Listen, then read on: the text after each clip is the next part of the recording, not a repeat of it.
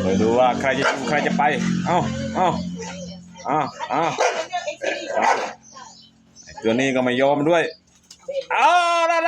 นั่นเสร็จมันจะมีสองพันงานนี้ไม่มูก็จาละ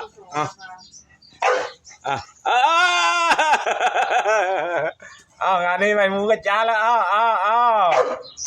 เล่นกันจิโก้กับจิโก้ดิโดนกันแล้วจิโก้โดนแล้วตรงไหนดี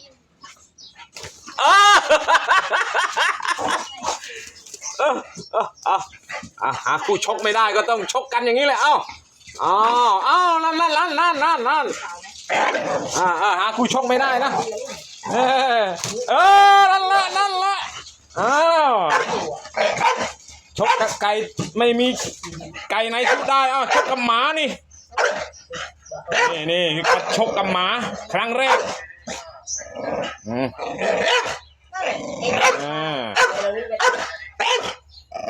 รับไว้ตัวนี้นี่เก่งสุดเลยนี่การชกกับหมา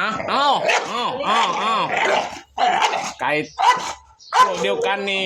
ยอมแพ้หมดแล้วเหลือแต่หมานี่แหละ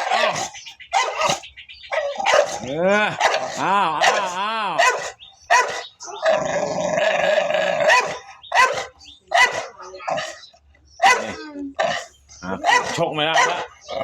ชกกับหมาเนี่ยโอ้ยยอมเลย